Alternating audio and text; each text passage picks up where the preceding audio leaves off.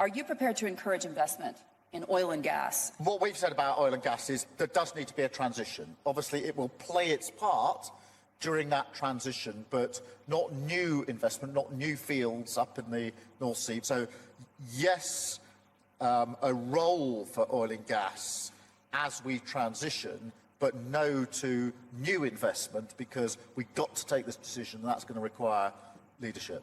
So no new oil investment or gas investment in the North Sea? Yes.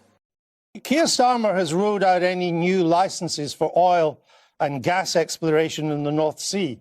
Is that Scottish Labour's position too? But I agree with him on that.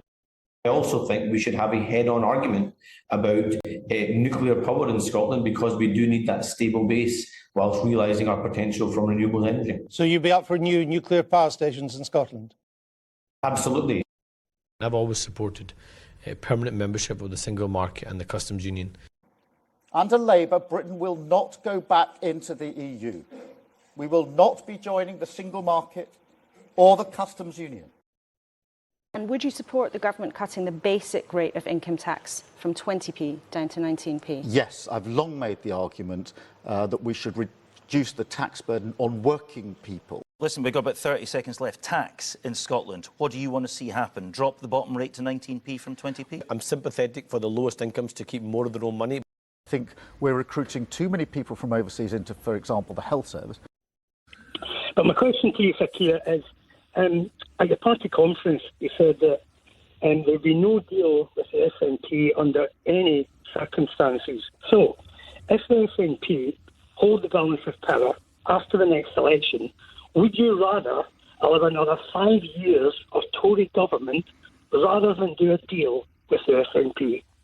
Ricky, we are not doing a deal with the SNP. I say that in capitals. I say it in bold. I said it at my party conference. I've said it many times before and many times since. And so to Ricky's point, you'd rather see somehow the Conservatives limp on in some extraordinary hodgepodge deal than you borrowing 5-10 seats from the SNP and getting over the line. Absolutely no deal with the SNP. Labour have been left in a tricky situation. The UK leader has said 16 and 17-year-olds are too young to change legal gender, but his MSPs voted for that. The Scottish Labour leader, Anas Sarwar, and Ian Murray, the shadow Scottish Secretary, were unavailable today.